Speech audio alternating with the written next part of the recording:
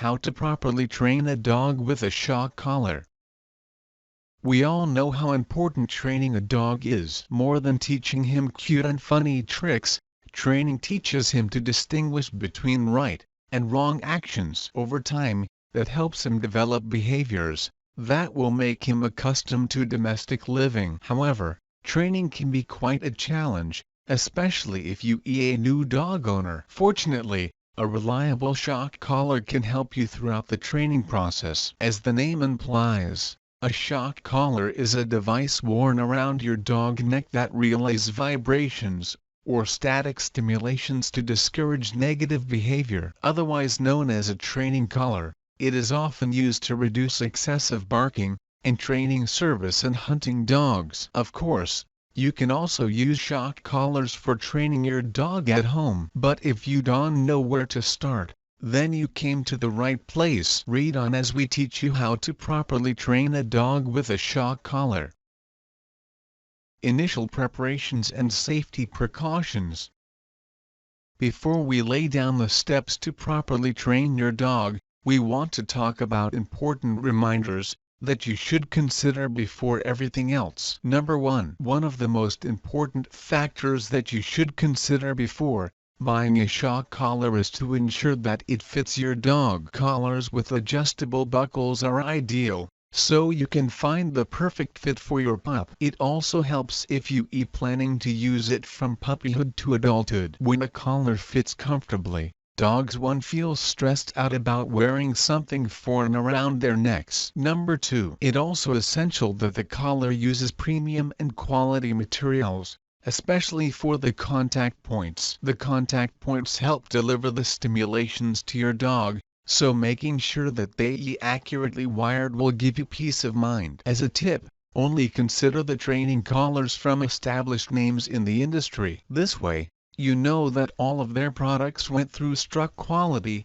control before being sold in the market. Number 3. Aside from the quality of the collar, looking into the safety features is crucial. You want something that tested to emit humane levels of vibrations or static stimulations, so your dog won't be in pain or feel stressed out. Again, looking for reputable brands in the industry will help. And finally, number 4. Look into a collar that will be easy to use. There are two general types of shock collars, remote controlled, and those that are automatic. If you opt for the remote controlled collar, it's best to stick to one with a minimalist and simple interface. That is especially true if you are new to training your dog. When a remote is easy to use, you reduce the risk of pressing the wrong buttons, and that's crucial to activating stimulations. You don't want to cause an accidental static release when your pet is not doing anything wrong. That will only lead to confusion.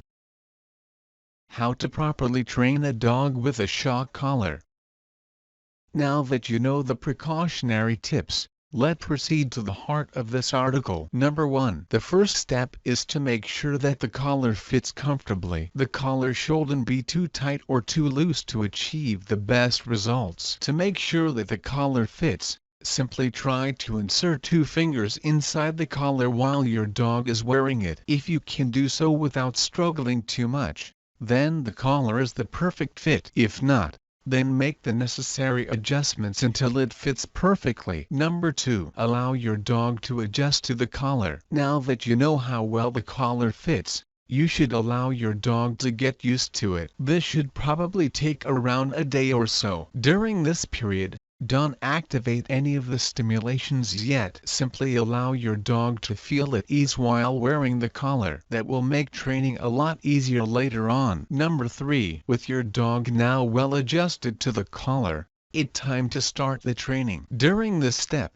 you have to be patient enough to teach your dog the behaviors that you want to develop. This largely depends on your goal. It can be obedience training, training a service dog, or preparing a dog for hunting. Also, it's important to teach just one behavior at a time. Teaching a dog multiple behaviors at the same time will only lead to confusion, and that will only extend the training period. Number 4. Positive reinforcement helps them remember positive behavior. When your dog successfully mimics the action or behavior you are teaching, give them a treat, and an encouraging tone to let them know that they did it correctly. They will then start to associate it with something positive, the treat, and that will encourage them to keep repeating that behavior. Number 5. In case you want to discourage them from developing a negative habit, you can start using the training collar. However, we recommend starting with beeps or vibrations first. These correction modes are the least stressful,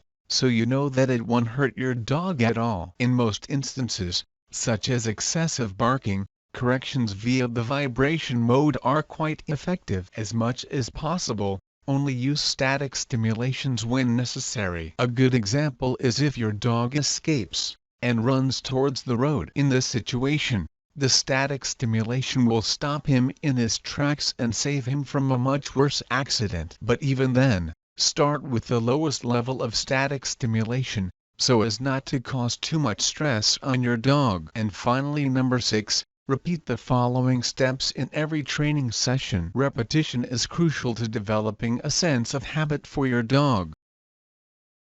And that you now know how to properly train a dog with a shock collar. As a final reminder, keep in mind that you wouldn't be able to see results instantly. You would have to train for days or weeks to see the results, so you have to be patient with him throughout this activity. It also helps to shower him with love and pets after each training session. This will make him look forward to the next session, and make him grow more comfortable about it each time.